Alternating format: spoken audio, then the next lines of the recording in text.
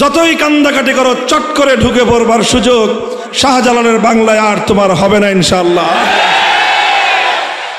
যারা তাদের জন্য মায়া কান্না করেন তাদেরকেও বলে দেই, আমার শাপলা চত্বরের খুন হওয়া ভাইদের রক্তের দাম শোধ করে কানবেন। জুলাই আগস্টের বিপ্লবের বাংলার 2000 দামাল সন্তানদের রক্তের মূল্য পরিশোধ করে কান্নাকাটি করবেন। এর আগ পর্যন্ত কোন খুনি বাংলার মাটিতে পুনর্বাসিত হবে না। যদি কেউ তাদের পুনর্বাসনের ব্যবস্থা করেন, আপনারা ইতিহাসের আস্তাগুলে নিক্ষিপ্ত হবেন। কাজেই আজকের জাহেলিয়াত সেই প্রাচীন যুগের জাহেলিয়াতের চেয়ে আরো ভয়ঙ্কর। এই জাহেলিয়াতকে পরিবর্তন করতে হবে। এই জাহেলিয়াতের কবর রচনা করতে হবে। এই জাহেলিয়াতের কবরের উপর নতুন বিশ্ব সভ্যতার কেতন ওড়াতে হবে ইনশাআল্লাহ। সেটা অবশ্যম্ভাবী, সেটা হবেই এবং অদূর ভবিষ্যতেই হবে।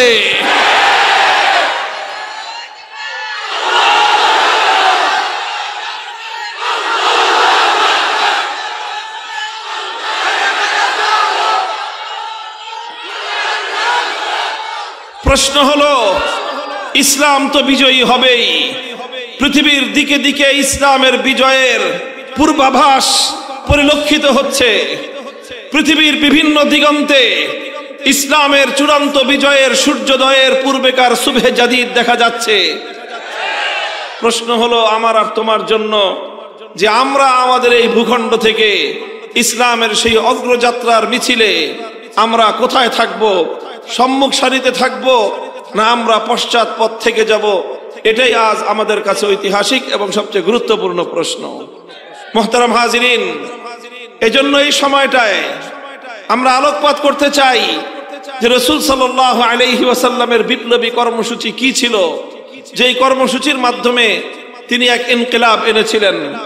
আমরাও যদি সেই কর্মসূচিগুলোকে, সেই কাজগুলোকে ধারণ করতে পারি, ইনশাআল্লাহ নতুন জাহেলিয়াতকে পরাস্ত করে আবার সেই নবী যুগের সোনালী আদর্শ আমরা ফিরিয়ে আনতে পারবো। হুয়াল্লাযী বাআসা ফিল উম্মিয়্যিনা রাসূলাম মিনহুম ইয়াতলু আলাইহিম আয়াতিহি ওয়া ইউযাক্কিহিম ওয়া ইউআল্লিমুহুমুল কিতাবা ওয়াল হিকমাহ ওয়া ইন কানু মিন ক্বাবলু লাফি দালালিম মুবিন। আল্লাহ পাক রব্বুল আলামিন বলেন যে তিনি এক নিরক্ষর জাতির নিকট এক রাসূলকে প্রেরণ করেছেন 4টি কাজ দিয়ে। কয় কাজ? 4 কাজ দিয়ে তিনি পাঠিয়েছেন। সেই 4 কাজ হলো রাসূল সাল্লাল্লাহু আলাইহি ওয়াসাল্লামের বিপ্লবের মৌল 4 কর্মসূচি। লক্ষণীয় বিষয় হলো এই 4টা কাজের কেন্দ্রবিন্দু একটা জায়গায়, আর সেই সেন্ট্রাল পয়েন্ট, সেই কেন্দ্রবিন্দুটা হলো কিতাবুল্লাহ তথা কোরআনে পাক। আল্লাহর নবীর জীবনের বিপ্লবের সকল কর্মসূচি কেন্দ্রীভূত ছিল কোরআনে পাককে কেন্দ্র করে, আল্লাহর কিতাবকে কেন্দ্র করে। নবীজি কিতাবুল্লাহকে মধ্যখানে রেখে তিনি তার সকল কর্মসূচি পালন করেছেন এবং পৃথিবীকে এই অসাধারণ, অপূর্ব, অনন্য বিপ্লব তিনি উপহার দিয়েছিলেন। আল্লাহর রাসূল সাল্লাল্লাহু আলাইহি ওয়াসাল্লামকে আল্লাহ পাক সর্বপ্রথম যে কর্মসূচি দিয়েছেন, ইয়াতলু আলাইহিম আয়াতিহি, সেটা হলো আল্লাহর কোরআনের আয়াত তেলাওয়াত করে শোনানো। মানুষকে তিনি কোরআনের তেলাওয়াত শোনাতেন। কোরআনের তেলাওয়াত শোনানো এটাই ছিল রাসূল সাল্লাল্লাহু আলাইহি ওয়াসাল্লামের সর্বপ্রথম এবং সবচেয়ে বুনিয়াদী কর্মসূচি। কোরআনের তেলাওয়াত এটা একটা মুস্তাকিল এবং পূর্ণাঙ্গ কর্মসূচি। খুব ভালো করে বুঝতে হবে, কোরআনের তেলাওয়াত এটা একটা পূর্ণাঙ্গ কর্মসূচি, এটা স্বয়ং সম্পন্ন কর্মসূচি, এটা অন্য আরেকটা কর্মসূচির উপর নির্ভরশীল নয়। কোরআনের তেলাওয়াতের মাধ্যমেই নবী আকরাম সাল্লাল্লাহু আলাইহি ওয়াসাল্লাম তার সকল যে ইসলাহি কাজ, তার যে ইনকিলাবী কাজ, নবীজির যে বিপ্লবী কর্মসূচি, তার সূচনায়, তার উদ্বোধন হয়েছিল তেলাওয়াতে কিতাবুল্লাহর মাধ্যমে। তার সূচনাই হয়েছিল আল্লাহর কোরআনের তেলাওয়াতের মাধ্যমে। অনেকে মনে করে থাকে যে কোরআনের তেলাওয়াত এটা খুব মামুলি একটা বিষয়। অনেকে মনে করে থাকে আরো এক ধাপ অগ্রসর হয়ে খুব আপত্তিকর ভাষায় অনেকে বলেও থাকে যে তোতা পাখির মতো শুধু কোরআন তেলাওয়াত করে লাভ কি? নাউজুবিল্লাহি মিন যালিক। অনেকে এমন মনে করে যে কোরআনের অর্থ না বুঝে তেলাওয়াত করলে এর কোনো ইফেক্টিভনেস নাই, এর কোনো প্রভাব নাই, এর কোনো কার্যকারিতা নাই। এটা একটা মূর্খতাপূর্ণ চিন্তা। যারা এরকম চিন্তা করে যে অর্থ না বুঝে পড়লে, কোরআনের মর্ম না বুঝলে শুধু তেলাওয়াতে কোনো লাভ নেই, এই কথা যারা চিন্তা করে তারা মূলত আল্লাহর কোরআনকে অবমূল্যায়ন করে। কিভাবে? তারা কোরআনে পাককে পৃথিবীর আর অন্য 10টা সাবজেক্টের মতো মনে করেছে। পৃথিবীর অন্যান্য সাধারণ বিষয়গুলো এমন যে না বুঝে পড়লে কোনো লাভ হয় না। সাহিত্যের বই কেউ যদি না বুঝে পড়ে সাহিত্যের কোনো সে ফায়দা পাবে না। কবিতার বই কেউ যদি না বুঝে পড়ে তাহলে সে কাব্যের মর্ম বুঝবে না। গল্পের বই কেউ যদি না বুঝে পড়ে গল্পের স্বাদ সে পাবে না। উপন্যাসের বই কেউ যদি না বুঝে পড়ে উপন্যাসের চরিত্রগুলো বুঝতে পারবে না। দর্শনের বই কেউ যদি না বুঝে পড়ে দর্শন শাস্ত্র বুঝবে না। বিজ্ঞানের বই কেউ যদি না বুঝে পড়ে বিজ্ঞানের কোনো লাভ হবে না। মেডিকেল সায়েন্সের বই কেউ যদি না বুঝে পড়ে ডাক্তার হতে পারবে না। তো অন্যান্য কিতাবের মতো মনে করে থাকে যে কোরআনও বুঝি এমন একটা কিতাব, না বুঝে পড়লে কোনো লাভ নাই। তাদেরকে বুঝতে হবে পৃথিবীর অন্য সকল গ্রন্থ, অন্য সকল বিষয় থেকে আল্লাহর কোরআন সম্পূর্ণ ভিন্ন রকম। অন্যগুলোর সঙ্গে কোরআনের মিল হয় না। পৃথিবীর অন্য সব গ্রন্থ না বুঝে পড়লেও কোনো লাভ হয় না। কোরআনে পাক একমাত্র কোরআন যেটা না বুঝে পড়লেও বিপ্লবের জন্য এটাই যথেষ্ট।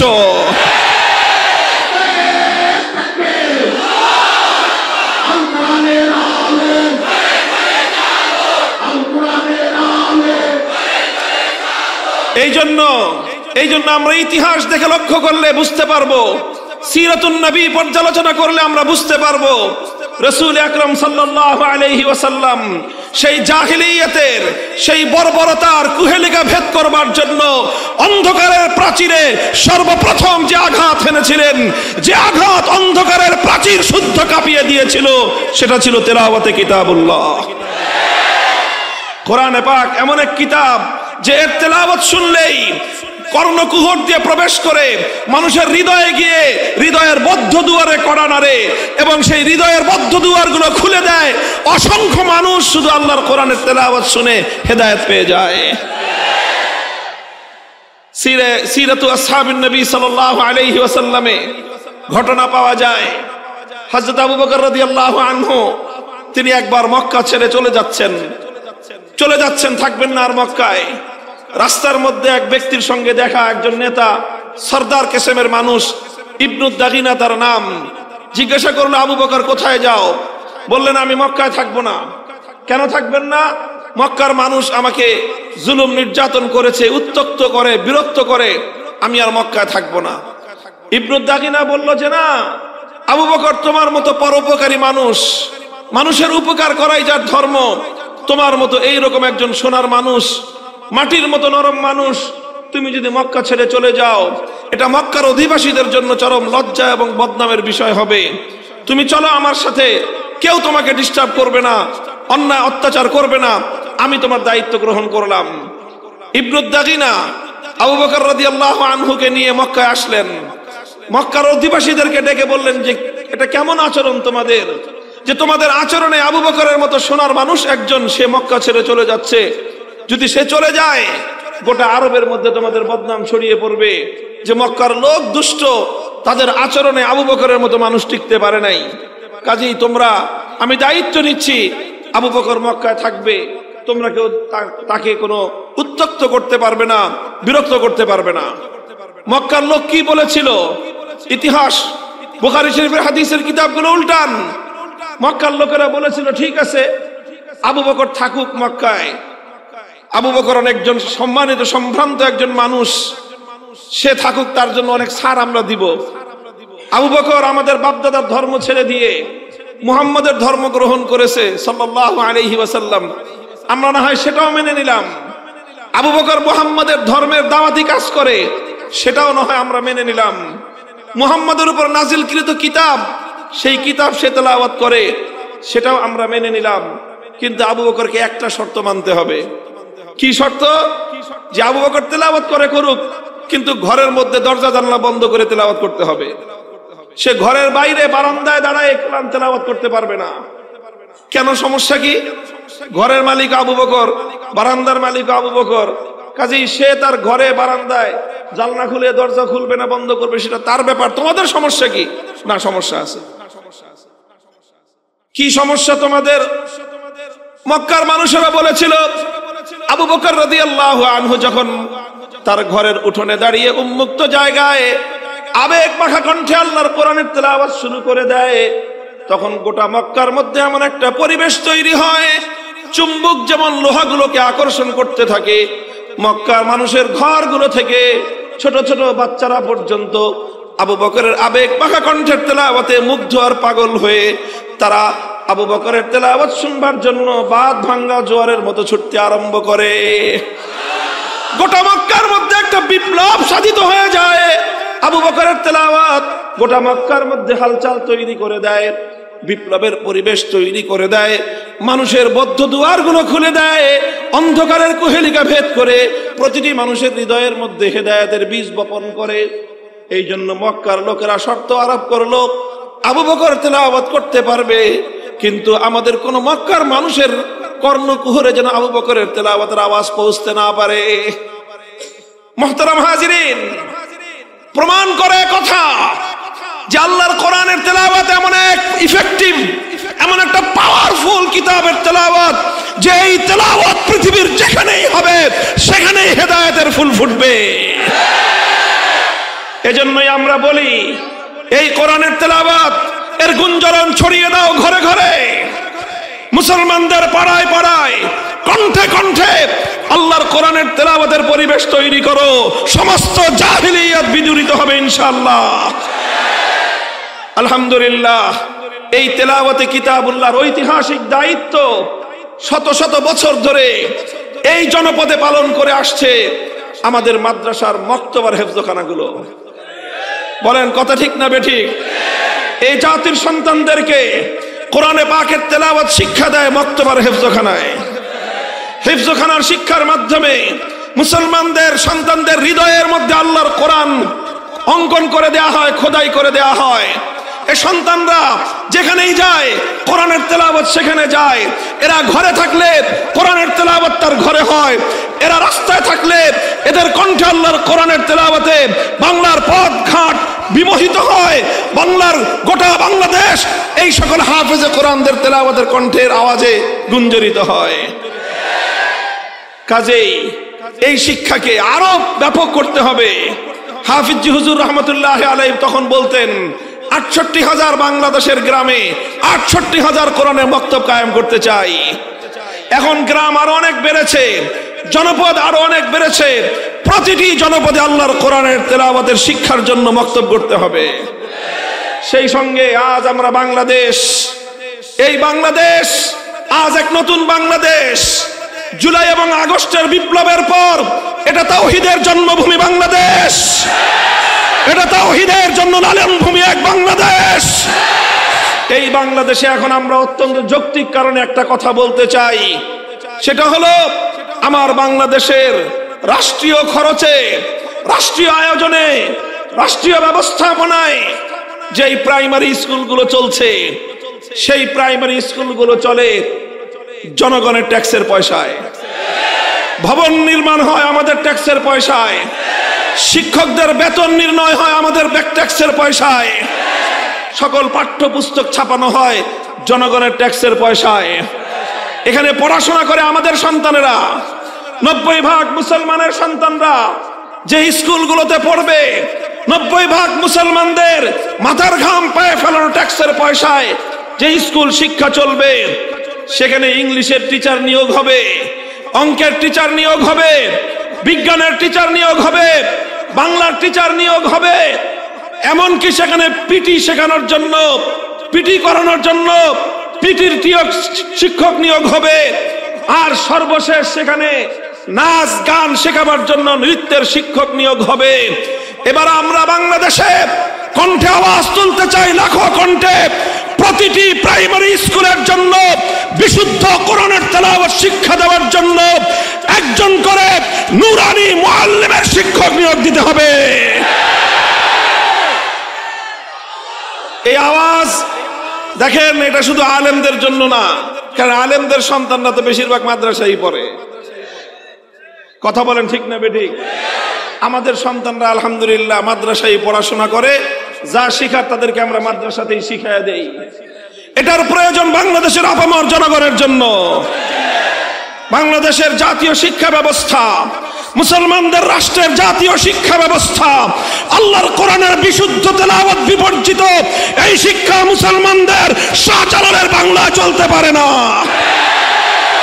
এই জন্য যারা শিক্ষাবিদ আছেন, স্কুল কলেজগুলোর শিক্ষা ব্যবস্থার সঙ্গে যারা জড়িত আছেন, শিক্ষক ভাইরা, শিক্ষিকা বোনেরা, যারা ব্যবস্থাপনার সঙ্গে ম্যানেজিং কমিটির সদস্যরা যারা রয়েছেন, এরপরে যারা প্রশাসনের সঙ্গে জড়িত আছেন, আপনারা এই বিষয়ে উদ্যোগ গ্রহণ করেন।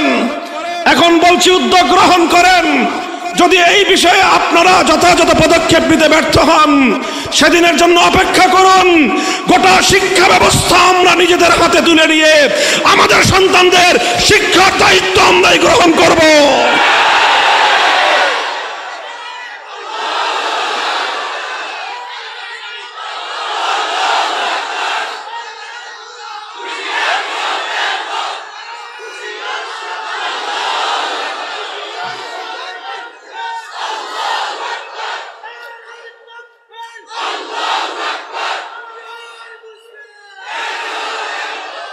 রাসূল আকরাম সাল্লাল্লাহু আলাইহি ওয়াসাল্লামের 1 নম্বর কর্মসূচি তিলাওয়াতে কিতাবুল্লাহ, কোরআনে পাকের তেলাওয়াত।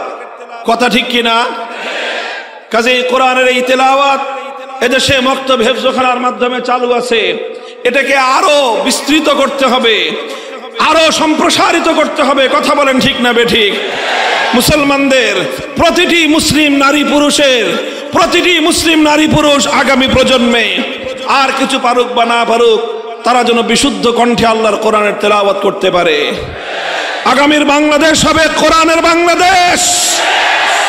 অনেক গল্প শুনেছো তোমরা, ডিজিটালের স্মার্টনেসের গল্প শুনিয়েছ।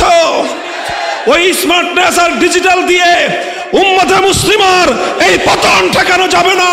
উম্মতকে কোরআনের আলোয় উদ্ভাসিত করতে হবে। এটা আমাদের অত্যন্ত গুরুত্বপূর্ণ একটা এজেন্ডা, মনে রাখবেন আলেম সমাজ এবং আলেমদের সঙ্গে যারা কাজ করেন, বাংলাদেশের আগামী প্রজন্মকে নিয়ে যারা ভাবেন, বাংলার প্রতিটি সন্তান যেন আগামী দিনে কোরআনের তেলাওয়াত শিখে তারা যেন বড় হতে পারে, সে উদ্যোগ আমাদেরকে নিতে হবে। আল্লাহর পয়গম্বরের 2 নম্বর কর্মসূচি ওয়া ইউআল্লিমুহুমুল কিতাব। 1 নম্বর কর্মসূচি ছিল তিলাওয়াতে কিতাবুল্লাহ, 2 নম্বর কর্মসূচি হলো তালিমে কিতাবুল্লাহ, অর্থাৎ আল্লাহর কিতাব কোরআনে পাকের তালিম। কোরআনের তালিমের দ্বারা এখানে উদ্দেশ্য হলো তেলাওয়াতের মাধ্যমে যেই কোরআনের শুধুমাত্র রিডিং পড়া হলো, যেই কোরআনের শুধুমাত্র ভাষ্য পড়া হলো, এবার 2 নম্বর কর্মসূচি তালিমে কিতাবুল্লাহর মাধ্যমে আল্লাহর কোরআনে পাকের মর্ম এবং তার অর্থ মানুষকে বোঝাতে হবে। কোরআনের অর্থ বুঝতে আমরা না করতেছি না, আমরা বলতেছি শুধু তেলাওয়াতে কিতাবুল্লাহ এটা একটা স্বয়ংসম্পন্ন কর্মসূচি, কোরআনের অর্থ বোঝা এটা আরেকটা স্বয়ংসম্পন্ন কর্মসূচি। এখানে একটা আরেকটার উপর ডিপেন্ডেন্ট নয়। কোরআনের তেলাওয়াত, কোরআনের অর্থ বুঝতে হবে, কোরআনের মর্ম বুঝতে হবে, নিজেরা বুঝতে হবে, উম্মতকে বোঝাতে হবে। এই ব্যাপারে আলেম সমাজকেও আরো বেশি সোচ্চার এবং সজাগ হতে হবে। একজন মানুষকে যদি আমি আল্লাহর কোরআনের মর্ম বোঝাবার চেষ্টা করতে পারি, একজন মানুষকে যদি আমি আল্লাহর কোরআনের অর্থ বোঝাতে পারি, অভিজ্ঞতা বলে কোরআনের মর্ম এবং কোরআনের অর্থ এটাও মানুষের হৃদয়ের মধ্যে এমন দাগ কেটে যায়, পৃথিবীতে আল্লাহর কোরআনের মতো হৃদয়ের মধ্যে প্রভাব সৃষ্টিকারী এমন দ্বিতীয় কোনো গ্রন্থ নাই। এটা আমি অভিজ্ঞতার আলোকে বলছি। যে কোনো একজন সাধারণ মানুষ যদি আল্লাহর কোরআন শুরু থেকে শেষ পর্যন্ত একবার কোন নির্ভরযোগ্য আলেমের কৃত অনুবাদ একবার যদি পড়ে শুরু থেকে শেষ পর্যন্ত মনোযোগ দিয়ে, একদিনে পড়তে হবে না, একটু একটু করে পড়েন, 1 বছর লাগায় পড়েন, শুধু কোরআনে পাক শুরু থেকে শেষ পর্যন্ত পূর্ণ কোরআন একবার অনুবাদ পড়বেন। একবার কোরআনে পাকের অনুবাদ পড়ার পর যে কোনো ব্যক্তির হৃদয়ের মধ্যে আল্লাহর কোরআন প্রভাব সৃষ্টি করেই থাকবে, করেই থাকবে, করেই থাকবে। মুহতারাম হাজিরিন, এটা বড় দুঃখ এবং পরিতাপের বিষয়। অসংখ্য মুসলমান এমন আছে জীবনে অনেক পড়াশোনা করেছে, হাজার হাজার বই পড়েছে, নোবেল নাটক পড়ে শেষ করে ফেলেছে, বঙ্কিমচন্দ্র থেকে শুরু করে হুমায়ুন আহমেদ পর্যন্ত কোনো কিছু বাদ রাখে নাই, সব পড়েছে, দর্শনের বই পড়েছে, বিজ্ঞানের বই পড়েছে, এমনকি ডাক্তাররা তো পড়তে পড়তে পড়তে পড়তে একেবারে 90 বছর পর্যন্ত খালি পড়তেই থাকে। এত পড়াশোনা করেন, কিন্তু বহু মানুষ এমন আছে সারা জীবনে এতটুকু ফুরসত তার হয় নাই যে আল্লাহর কোরআনের সূরা ফাতিহা থেকে সূরা নাস পর্যন্ত কোরআনে পাকের মর্মটা একবার পড়ে দেখবেন। এর চেয়ে দুর্ভাগ্য এবং এর চেয়ে লজ্জার কোনো বিষয় থাকতে পারে না। মুহতারাম হাজিরিন, এই জন্য মানুষকে, উম্মতকে কোরআনের মর্ম বোঝানোর জন্য উলামায়ে কেরামের অনেক কসরত, অনেক মেহনত রয়েছে, এবং এটা নায়েবে নবী হিসাবে উম্মতের আলেম সমাজের ঐতিহাসিক জিম্মাদারি। এজন্য গোটা দেশব্যাপী তাফসীরুল কোরআন মাহফিলের মাধ্যমে আলেমগণ মানুষের কাছে কাছে কোরআনের মর্ম পৌঁছে দেওয়ার চেষ্টা করছেন। মসজিদে মসজিদে তাফসীরুল কোরআনের মাধ্যমে খতিব এবং ইমাম সাহেবগণ মানুষের কাছে কোরআনের বার্তা এবং মেসেজ পৌঁছানোর চেষ্টা করেন। কোরআন গ্রন্থ লিখে লিখে মানুষের কাছে কোরআনের মেসেজ পৌঁছানোর চেষ্টা করেছেন। কোরআনে পাকের অনুবাদ লিখে মানুষকে কোরআনের মর্ম বোঝানোর চেষ্টা করেছেন। এখন আমরা যদি এখান থেকে আল্লাহর কোরআনের কিতাবুল্লাহর মর্মটা বুঝবার চেষ্টা না করি, এটা আমার ব্যর্থতা, অন্য কারণ নয়। কথা বলেন ঠিক কিনা?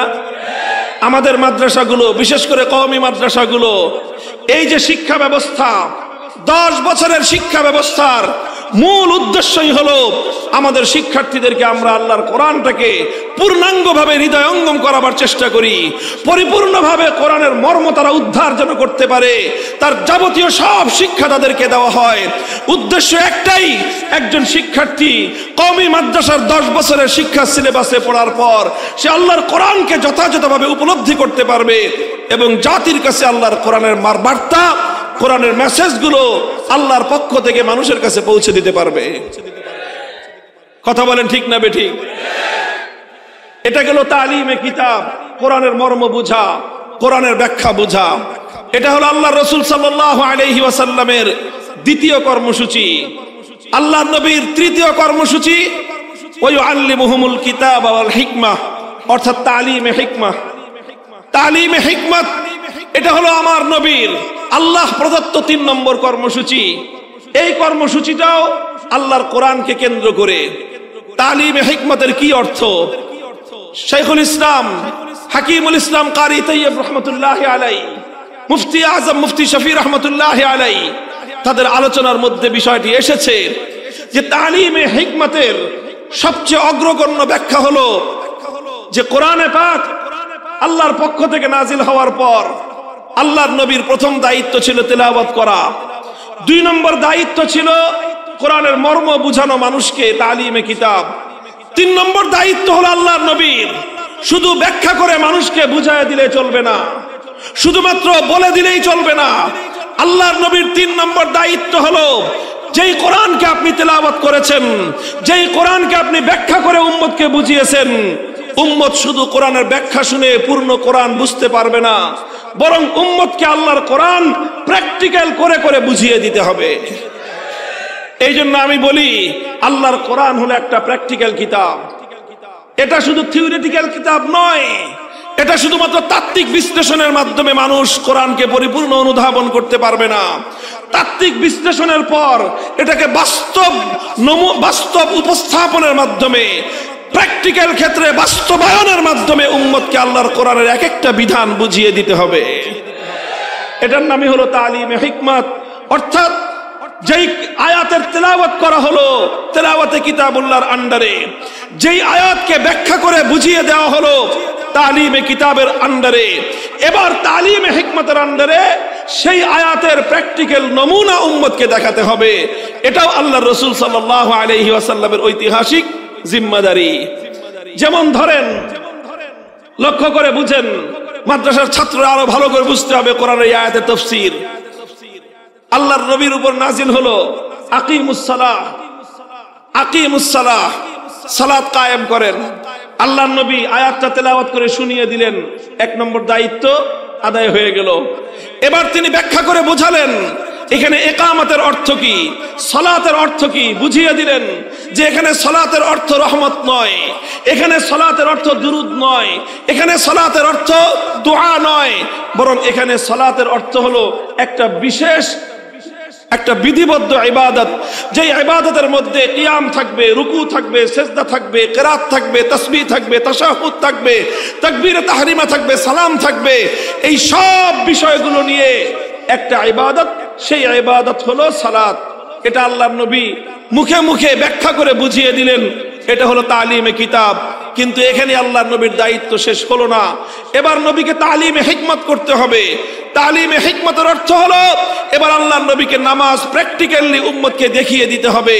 এজন্য আল্লাহর নবী নিজে নামাজ পড়লেন, মিম্বারের উপর দাঁড়িয়ে নামাজ পড়লেন, আর উম্মতকে নির্দেশ দিলেন, সাল্লু কামা রাআইতুমুনি উসাল্লি। আমার উম্মত শুধু আমার কাছ থেকে বর্ণনা শুনে নামাজ পড়বে না, আমাকে যেভাবে বলতে শুনেছো শুধু সেভাবে নামাজ পড়বে না। তোমরা নামাজ কিভাবে পড়বে? কামা রাআইতুমুনি উসাল্লি, আমাকে তোমরা যেভাবে নামাজ পড়তে দেখেছো, আমাকে দেখে দেখে তোমরা আল্লাহর কোরআনের ব্যাখ্যা শিখবে। মুহতারাম হাজিরিন, এভাবে নামাজের প্র্যাকটিক্যাল দেখিয়েছেন, এটাই হলো তালিমে হিকমত। হজ প্র্যাকটিক্যালি আল্লাহর নবী করে দেখিয়েছেন, এটাই হলো তালিমে হিকমত। আল্লাহর পয়গম্বর যাকাত ব্যবস্থা প্র্যাকটিক্যালি বাস্তবায়ন করে দেখিয়েছেন, এটাই হলো তালিমে হিকমত। জিহাদের ময়দানে আল্লাহর নবী সশরীরে উপস্থিত হয়ে জিহাদের প্রত্যেকটা বিধান উম্মতকে শিখিয়েছেন, এটাই হলো তালিমে হিকমত। আল্লাহর পয়গম্বর পুরা শরীয়ত, পুরা দ্বীন, পুরা শরীয়ত, পুরা দ্বীন ব্যক্তিগত ক্ষেত্রে, পারিবারিক ক্ষেত্রে, সামাজিক ক্ষেত্রে, রাজনৈতিক ক্ষেত্রে, রাষ্ট্র ব্যবস্থার ক্ষেত্রে পূর্ণ দ্বীন আল্লাহর পয়গম্বর প্র্যাকটিক্যাল বাস্তবায়ন করে উম্মতকে শিখিয়ে গেছেন। এটার নামই হলো তালিমে হিকমত। এটার নামই হলো কি? তালিমে হিকমত। আল্লাহর কোরআনের থিওরিটিক্যাল এক্সপ্লেনেশন, এটার নাম হলো তালিমে কিতাব। আর প্র্যাকটিক্যাল এক্সপ্লেনেশন, এটার নামই হলো তালিমে হিকমত। আধুনিক শিক্ষার লোকেরা বুঝবেন আরো ভালো, যেই সকল স্কুলে, যেই সকল কলেজ, ইউনিভার্সিটিতে বিজ্ঞানের শাখা থাকে, বিজ্ঞান সাবজেক্টগুলো শুধুমাত্র বই পড়ায় দিলে বিজ্ঞান শেখা যায় না। এই জন্য পদার্থ বিজ্ঞান, কেমিস্ট্রি যদি বুঝতে হয় ল্যাব প্রয়োজন হয়, প্র্যাকটিক্যাল শিখতে হয়। কথা বলেন। মেডিকেল সায়েন্সে আরো বেশি, মেডিকেল সায়েন্সে, ডাক্তারি বিদ্যায় এক একজন শিক্ষক শুধু লেকচার করে দিলে, বক্তৃতা দিয়ে দিলে, শুধু সবক পড়ায় দিলে কোনো মানুষ কোনোদিন ডাক্তার হতে পারবে না। এই জন্য প্রত্যেকটা ক্লাসের পরে টিচাররা, শিক্ষক শিক্ষিকারা ছাত্রদেরকে নিয়ে আলাদা ল্যাবরেটরি থাকে, সেখানে মানুষের মাথা থেকে পা পর্যন্ত প্রত্যেকটা অঙ্গের বিস্তারিত নকশা সহ সেখানে বিবরণ থাকে। সেটাকে দেখায় দেখায় প্র্যাকটিক্যালি মেডিকেল সায়েন্সের শিক্ষা দেওয়া হয়। মেডিকেল সায়েন্স যতটা প্র্যাকটিক্যাল, আল্লাহর কোরআন তার চেয়ে বেশি প্র্যাকটিক্যাল। এই জন্য কোরআন শিখতে হয়েছে। সাহাবায়ে কেরাম আল্লাহর নবীর সোহবতে থেকে প্র্যাকটিক্যাল দেখে কোরআন শিখেছেন।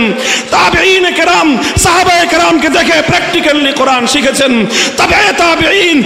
তাবেঈনদেরকে দেখে প্র্যাকটিক্যাল কোরআন শিখেছেন। আজ পর্যন্ত উম্মতের উলামায়ে কেরাম তাদের পূর্বসূরীদেরকে দেখে দেখে প্র্যাকটিক্যালি কোরআন শিখেছেন। গোটা উম্মতকে এজন্যই আলেম সমাজের কাছে এসে প্র্যাকটিক্যাল ভাবে আল্লাহর কোরআন শিখতে হয়। যারা মনে করে আলেমদের কাছ থেকে দূরে থেকে ইসলাম শিখে ফেলবে, যারা মনে করে আলেমদের সঙ্গে সম্পর্ক না রেখেই দ্বীন বুঝে ফেলবে, তারা বোকার স্বর্গে বসবাস করে। তাদের চেয়ে গণ্ড মূর্খ দুনিয়াতে আর কেউ হতে পারে না। এই জন্য এই ধারাবাহিকতার সাথে আমাদেরকে যুক্ত হতে হবে। কথা বলেন ঠিক না বেঠিক? তালিমে হিকমতের জন্য আমার নবী প্রতিটি বিষয়ে ইসলামের বিধানকে প্র্যাকটিক্যাল বাস্তবায়ন করার জন্য আল্লাহর নবী উদ্যোগ গ্রহণ করেছেন। এটা শুধু নামাজের কথা বললাম, যাকাতের কথা বললাম, হজের কথা বললাম, জিহাদের কথা বললাম। শুধু এই সকল বিষয় নয়, অন্যান্য গুরুত্বপূর্ণ বিধিবিধান, হুদুদ এবং কিসাস, দণ্ডবিধি বাস্তবায়নের ক্ষেত্রে কিভাবে সেটার অ্যাপ্লিকেশন করতে হবে, কিভাবে সেটা বাস্তবায়ন করতে হবে, আল্লাহর নবী সেটা দেখিয়ে দিয়েছেন। বুখারী শরীফের হাদিস থেকে শুধু একটা উদ্ধৃতি দিয়ে আমি আপনাদের সম্মুখে, আল্লাহর নবী যেদিন মক্কা বিজয় করলেন, মক্কা বিজয়ের দিন পবিত্র মক্কা নগরীতে একটা অপরাধ সংগঠিত হলো। কি অপরাধ? চুরি হলো, চুরি।